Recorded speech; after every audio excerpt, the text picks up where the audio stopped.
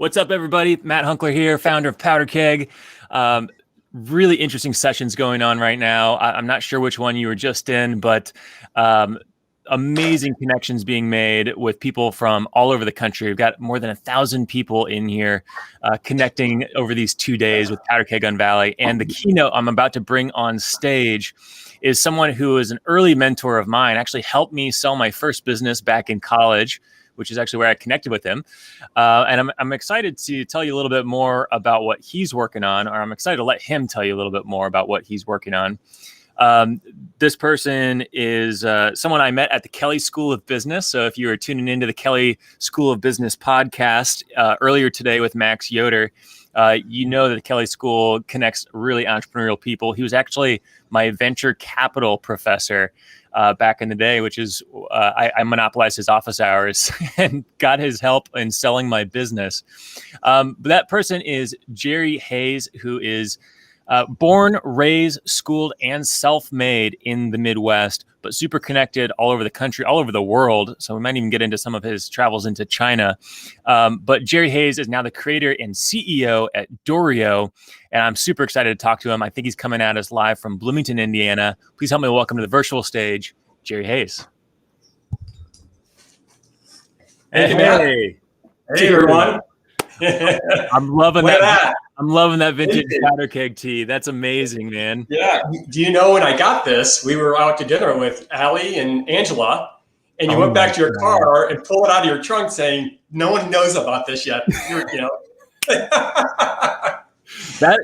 I'm just now seeing that that's a V-neck, so that is limited edition. I think we only did. It was the first. Yeah, this is old school. That's awesome, man. Hey, thanks for being an early supporter. And I mean, really, in a lot of ways, you're one of the first members of the organic grassroots community that became what is now Powder Keg. So it's cool to bring it full circle. And man, we have been talking about so many things where I'm like, oh gosh, I hope Gerry's in the audience now, because it's like the conversations have been all up your alley. Speed, connectivity, democratizing access to capital. Like, I know that these are the things that light you up, and I'm eager to just dive in. Your latest project, I see there on the wall behind you, for those that are just listening and can't see what I'm looking at, I'm seeing a big Doreo sign. What is Doreo? Where did that name even come from? So quick history lesson. The inventor of venture capital is George Doreo. He invented the game back in 1946. And he was a Harvard entrepreneurial professor, but they called the class industry. But he was the only one teaching entrepreneurship at Harvard for 3 decades. Wow. But when he was looking at the market back in the 40s, he noticed that anyone who had an idea for a startup, you had to go basically to the country club, like the Rockefellers of the world, right? And not everyone gets to the country club. And so all the crazy people certainly did not get funded, but he thought there was a lot of money to be made by funding crazy people, right? With really crazy ideas. So he invented the first venture fund, and he actually made it publicly accessible to anyone to participate in. So it was publicly traded. But then about 6, 7, 8 years later, more funds started popping up, and they all became limited partnerships. And limited partnerships sort of put it back into the same country club sort of set. If you were invited to be in the venture fund, you got to make money on Microsoft, Genentech, and Apple. If you weren't invited, you kind of watched on the sidelines until they went public. So we with the family's blessing, the family name, we're blessed to build what we were calling Venture Capital 2.0, but we're not really calling it Venture Capital 2.0. But we have the blueprint for it under his brand. But we're really imagining what is capital going to look like for the creative economy. Right, so it's really creative capital or creative capitalism, right? And we're really focused in on the younger generations, where they're looking at a 40 or 50 year time horizon, and they're looking at, hey, I want to put a little bit of money into the things that I care about. More importantly, I want to put some money into the people I care about. And right now, having everyone try to break into venture capital 1.0, there's not enough scale there. It's too hard. So you have to sort of create a new game. But you know who invented the game? No. It was our man, George Doreo. Nice. So like our blueprint follows George Dorio's blueprint he wrote back in 1946, but just scaled to the masses. That's amazing. So it's almost like executing on the original vision, but doing it in the 21st century with 21st century tools. That's right. That's cool. That's cool. Well, yeah, it is cool. Tell me more about the game, because I think game mechanics have so many different places in business today. You think about things like gamification, building referral loops, and I'm talking about obviously traditionally within a startup to help grow a startup, but then also just gamifying. We see everyone moving from fantasy sports and sports betting to, like, the last year, just the craze with Robinhood taking off as an investment platform, and cryptocurrency, Coinbase. Right. How does Dorio fit into all of that? Yeah. So talking about sort of the game, Matt, that we're building, again, it's that blueprint, but we want to put people in the position of experiencing what the creative capital industry will be like for them personally. So we just show them through the game, right? But what's most important, so we're not even thinking even beyond just presenting this to the world right now, because there's a lot of good companies out there trying to help bring more and more people in to startup investing. We're more focused on sort of teaching people the right habits. There are secrets and there are disciplines that you need to understand in order to be a successful startup investor, just like there are disciplines and focus that you need to understand if you're going to be an entrepreneur, right? And these are blood sports, so you can't learn them through a book. You can only learn them by engaging in the activity. What gamifying does for us, it allows us to give basically a complete view of the world that we see happening for the future of venture capital in a way that everyone can understand and relate to. So it's almost like running through the motions of investing without the, like, life or deathness of investing all of your capital in it. You can actually learn about it as you're building up your own capital base and building up what you will ultimately invest longer term. You can be learning the mechanics of angel investing through the game. Well, we teach skills, and and you can gain experience. Okay. And with those skills and experience, we can safely say that, yes, you truly understand how to make money as a startup investor. And whether you can only spend $10 a year or invest $10 a year or $10,000 a year, it doesn't make a difference. A return on a dollar is the same. Yep. Right. So we want to get people started early when they're not millionaires. So kind of the model is today, you have to be a millionaire, and then you end up like paying the fool's tax on your first deal because you spend way too much money. You lose it all. I know, because I paid the fool's tax. I'm guilty as charged, right? And it takes time to learn not to be stupid, And what happens is too many people think too much. They think about these investments and they want to try to analyze it in their heads, and you can't analyze, whether that person will be successful or that idea won't, because you just don't know what that journey looks like. So when you're making a very early stage bet, like I typically do, you want to more feel it. Does this feel right? Do the values matter to me? And I think that's really important with the young people, is that they want to put their money towards their values. And you could buy NFTs. Okay, you could buy cryptocurrency. You could even buy into the stock market. And that's all, I guess you could call it investing, but you're not really investing in people who are trying to change the world. When you're a startup investor, you're placing a bet on someone who's trying to change the world in a way that you want to see it. And there's no other way to express democracy than, putting your money towards those people who are trying to change the world in a positive way. I love that. And I want to learn more about what you've learned through your fool's tax, so I don't have to pay as much of the fool's tax. What other lessons have you learned through angel investing that you think people either might learn through this game or might be helpful mindsets as they approach their own investing in private companies?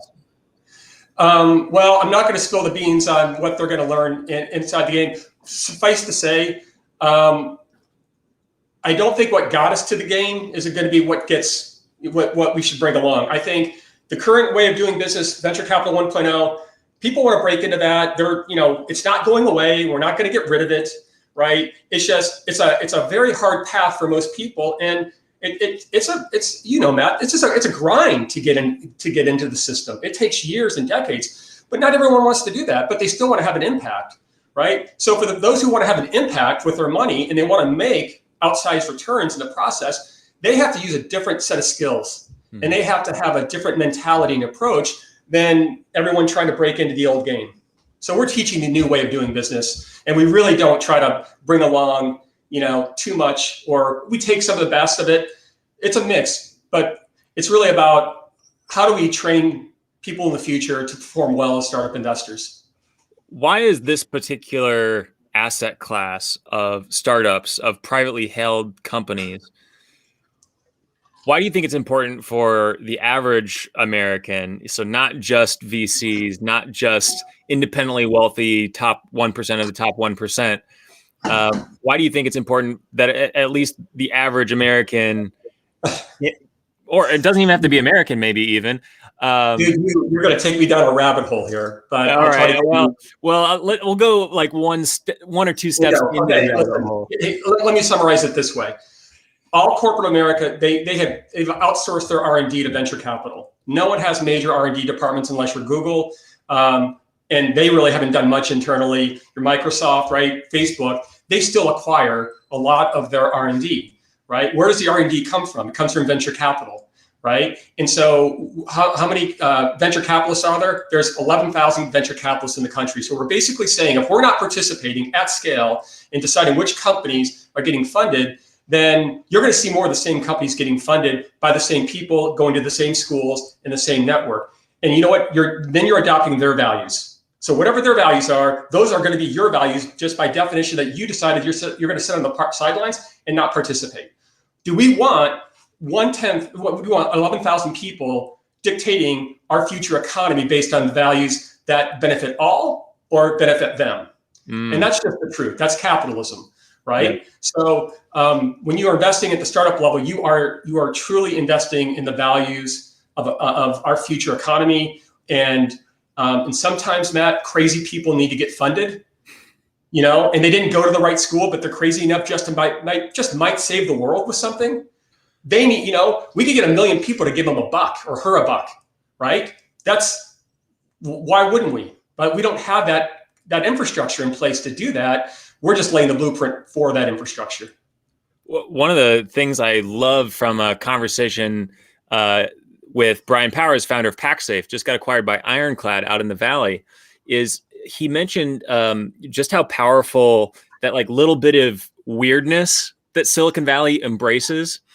And when I hear you say that the creativity and embracing that sort of craziness, it reminds me of that quote that Brian Powers and the CEO of Ironclad shared, which is, how do we kind of create more of a culture that embraces weirdness or a little bit of creativity, a little bit of craziness? What are some of the things that you think get unlocked by embracing your creativity or embracing and unlocking some of your own weirdness? Well, I think that is your best opportunity to create and bring real value to the world. And it's probably your best opportunity to get wealthy. If we all have a superpower, we all have something that's near and dear to our heart. This is my why, outside my wife, Angela, and kids, this is my why. And this is 25 years in the making, and it's hard and all that. And you get a lot of naysayers and it's hard, but it's worth it at the end. But being creative means you have to be vulnerable. You have to bring your ideas out, and it's hard. It's scary. I was scared for a long time not to bring my ideas out because I don't want people to think bad of me or think I'm stupid or that kind of thing. But I think the younger people, I think this is organically happening and naturally. Mm-hmm. I think now we have platforms where anyone can have a voice at any time. I think TikTok is completely opening this up. I mean, I think there's so much education and learning happening on TikTok. I don't think people understand. But the creative economy is unlocking as we're sitting here.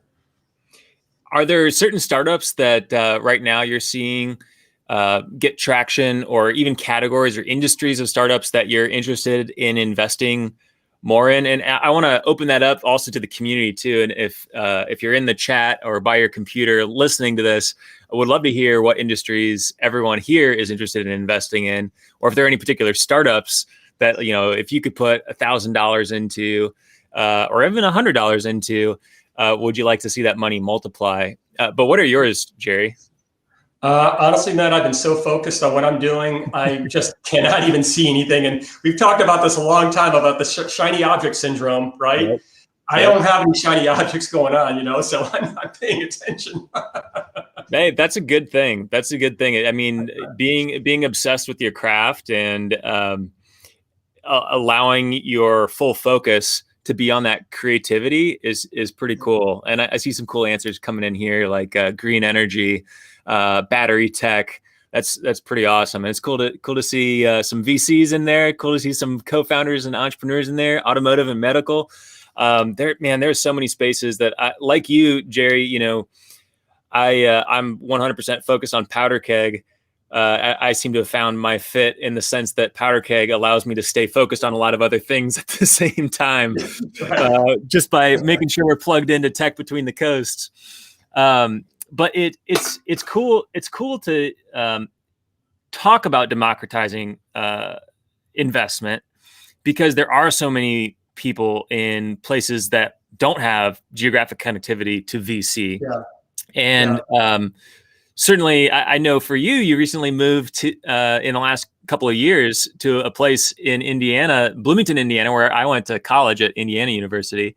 And I'm curious what kinds of benefits you're seeing from living in a place like Bloomington, moving from a bigger city like Indianapolis, but also know you spent a lot of time in Silicon Valley, a lot of time in Shanghai, and around the world, but you picked Bloomington, Indiana, of all places. Bloomington's it's a special place. And this is where I fell in love with my wife 30 years ago. You know, we lived mostly in Indianapolis, as you know. I had business interests up there, but moved down to get our kids a different sort of flavor of community than Carmel. So we've lived in really two great areas of the state. Love them both. It's just Bloomington, for whatever reason, I just feel more creative down here. I feel more, I don't know, this felt like the right place for me from an energy standpoint to do what I'm doing, which is, you know, devoting the rest of my life to this mission and vision. You know, and I just couldn't think of any other place I want to do that than Bloomington. So it's a healthy mix down here of really, really talented entrepreneurs, and in very, very quiet capital. I mean, it's just a very, you know, interesting, you know, place to be, but you're always bumping into someone who's doing something really cool. So yeah, keeps me young. It's a really cool community. And folks like Brad Whistler and Mike Trotsky have done a lot to foster that over the years. Those guys are real pioneers of the Bloomington community. I remember back in the day when they were, you know, picking this thing up. So yeah. Oh yeah. They're the ones who gave me my original spark in the tech startup space, you know, in 2007, I think. So it's cool to hear that that's going so well and continues to evolve. And obviously a lot of people right now are realizing that they have an itch to maybe explore living in a different location. More than ever, people are open to relocating for the right role or relocating for a better quality of life. And we're certainly seeing it here at Powder Keg on our platform. So many people wanting to explore these tech hubs and startups that previously were very fragmented, hard to explore. For those who are maybe on the fence about considering a potential move, what are some of the reasons someone might want to consider jumping off the cliff as you and Angela and the kids have? First tip, don't do it when your daughter's 13 years old. That's the first thing I've learned, you know, probably should have gone a little earlier, you know, but other than that, I think disruption is a very, very good word, right? Like think about venture capital is all about disrupting current industries, right? To get something better out in the market. And then those ideas get disrupted. When you kind of have to disrupt your own sort of comfort level and, you know, move yourself to a different geography, and it's very hard, very challenging. And, you know, you really have to look hard. Are you ready for it? Because I think, you know, once you make that move psychologically, you know, you've got some adjusting to do. But when you get there, particularly when you get to like here in the Midwest, I mean, holy cow, you have neighbors and people who smile at you and say, hey, what's going on? And that's anywhere you go. And there's the Hoosier hospitality is real. I had a buddy flew in from New York. He came in, he and his wife came in for a few days to stay with us and talk about a few things. The Uber driver told him the whole history of the Indianapolis 500. I mean, this is the Unvalley culture, right? Is that, we're all here trying to do our hardest. And if I can give you a helping hand, I'll give you a helping hand. And I mean, this is what Unvalley is all about. This is what you've been doing, right? You've been connecting people and bringing that energy together. And it's going to be very big. It's going to be very big, people. If you're on the fence, I'm just telling you, be on the right side of this. This is where you want to be, and get your land now, because land has gone up like 40 or 50%, kind of where I'm living. So if you want in, you better start.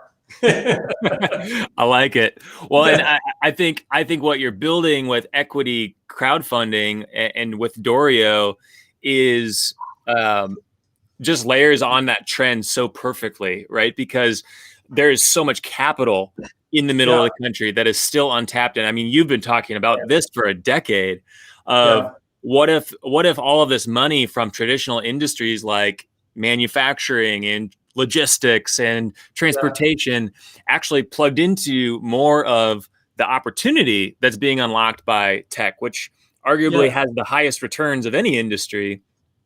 And so I'm curious, how you think that's going to change things in the middle.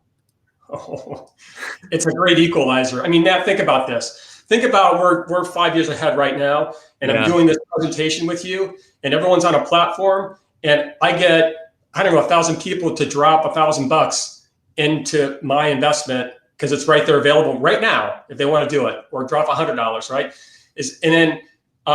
But that's an ongoing process. If you come across a company and they're taking in capital, if you like the business, you can invest in that company. And when you make it that frictionless, we're not talking about, you got to go set up an SPV and then you got to do it. And no one wants that. What they want is frictionless investing, and they want to invest when their gut says you should be investing in this company, right? And if you can get rid of the friction where people can act on their guts, they're going to make money, and those companies are going to succeed, and a lot more companies will succeed. So make capital completely frictionless. And we have an opportunity in the Midwest or on the Unvalley areas to do this and lead on this because they're not tied to an old system. I love that. I mean, that's really going to shake up the startup ecosystem. Why do you think right now, why is equity crowdfunding on the rise in this particular moment in time? Because companies like Republic, they've proven that there's been pent up demand for it, right? I think the equity crowdfunding model needs some adjusting, but it's like Internet 1.0. I mean, we don't have the same internet that we had 20 years ago, right? Or the same companies. We're way more advanced than we were 20 years ago. That's only going to naturally evolve with all the players in the marketplaces. But there's a deep appetite to make an impact. And once that clearly is tapped and people understand that they can do this with only a few $100s a year, and they understand the game, that we're going to laugh at this like, why did we do this 20 years ago? Well, where can people start playing and honing their skills? Can people plug in right now? What's the best way to connect with what you're building? So just go to Dorio.com and pre-register. We're going to be unveiling the blueprint, but in the form of a simulation, a global simulation. And we've got connectivity with universities in Korea. We've got one of the top creative capitalists in Singapore, young guy. He's leading the charge when we go live. We're announcing it basically here on Unvalley, here in the Midwest. And what I love is that both Asia and the Midwest, they're so similar. They have the same, really, the culture and the values are very strong. Asia, they think big, they like go big, in the Midwest, we like to go, a little steadier, but solid, right? But I think there's so much momentum going on in the Midwest now that this thing, it's like a powder keg, man. We could do this. I need 1 million people from the Midwest to pre-register. And just don't pre-register. Tell all your friends, tell your mom, tell your dad, tell your kids. Pre-register. Let's prove that a couple of things. We can build great consumer-facing companies out of the unvalley areas, number one. Number two, and when this is successful, this new revolution wasn't started in San Francisco. It wasn't started in Los Angeles or New York or Austin or Boulder or Miami, right? It was started here in the heart of our country, right? To empower millions of people to have a say in our future economy. I love that, Gerry. I love that vision. And for those that are listening, it's Doriot, DORIOT.com. That's the place to get signed up, pre-register. I love the vision of hitting that million plus. Let's go for 10 million. Let's get people. No, that's right. You know what? We got a much bigger internal number, but we're not saying it. I love that. Put that intention out there. And I love the mindset too, Gerry. I know just with your vision and your experience investing, starting startups, and with this mentality of rising tide, lifting all ships, I just think you're onto something huge that I'm excited to have here at Unvalley. And I want to call out for those people. We're about to go to a break here in a couple of minutes. Doriot does have a booth in the virtual expo. So I think some folks from your team, Gerry, and you might even be in the booth over the lunch hour if people want to chat, learn more, get your insider tips on investing. It's a really cool opportunity to plug in. So Gerry, I want to just thank you for being here and sharing some of your story. I know we could go way deeper, and we got to save some for the next one. That's right. Thanks, Matt. Appreciate the time. Absolutely. Thanks for being here, man. See you. All right, don't go anywhere. A couple quick things I need you to be aware of, and I've got an announcement. I actually forgot to make the announcement at the keynote this morning because I was so excited to jump into the session. So let me make that announcement here. First, want to definitely give a huge shout out to our friends at CLA. Hopefully you've had a chance to plug in with them at their booth. They've had some amazing leaders on some of the sessions. We've got Patrick on a session this afternoon as well on venture capital and funding, very relevant to the conversation we were just having with Gerry Hays. You know, CLA is one of the top 10 professional services firms in the country, and they're experts at helping tech companies with hiring, talent, and finances. They literally run all of our outsourced CFO services. They're immensely helpful in growing and scaling. So definitely connect with those folks. And then JA Benefits. I've been on a few CEO roundtables with their CEO and a couple of his sessions that he was on. Hopefully you had a chance to learn from them. But I mean, JA teams up with growth-minded companies who really value their people. And I like their approach because they want to become a true partner for their employee benefits. So a lot of what we've been talking about with talent attraction, with making sure you can actually retain the best talent. I know that there's been themes in our keynotes the last couple of days and in some of the conversations on the panels as well. So I wanted to call out JA just because they're a fantastic partner. So make sure you connect with them at their expo booth as well. And then finally, wanted to make sure I made this announcement. And then, of course, I reset my page. So I'll reload this here for you. Wanted to give a huge shout out to all of our partners on the Tech Culture Awards. We just launched this page at powderkeg.com/culture awards. This is our second year for running the National Tech Culture Awards. But what we're going to be announcing here in a couple of weeks, I'm giving you kind of a preview here. We're going to be announcing the Regional Tech Culture Awards. What that means is you'll be able to rank your startup against other startups in your individual tech hub. We're actually exploring as well doing some industry-specific tech culture awards. We've had hundreds of companies participate in this, and the pages that host the winners drive so much traffic and visibility to those cultures and employer brands. And there's just so much more you get as a company in terms of the data and the insights and benchmarking of your culture. So I wanted to just give this a shout out. Right now, you can kind of pre-register for this to make sure you get early access. We're going to be giving a discount to everyone who signs up today at Unvalley. But then also, if you are a community organizer or an economic development group or a VC fund, and you work with a lot of startups, we want to partner with you and make sure we make it super easy for your portfolio or for the companies in your city to get plugged in. And we've worked with a lot of organizations like Launch Tennessee, Rise of the Rest to do this, and lots of their portfolio companies participated and won Culture Awards. So I wanted to call that out for you. We'll be plugging it here in the chat for the Powder Keg event. So again, it's powderkeg.com/culture-awards. Again, we'll link it up in the chat. I wanted to say thank you so much for being a part of this keynote with Gerry Hays. We're going to kick things off a little bit differently at the end of lunch here. At 12:40, I'll actually be doing a guided visualization and meditation with my dad. And my dad is actually going to be leading it. So my dad is actually a certified hypnotist, guided meditation coach, and does a lot of work with visualization.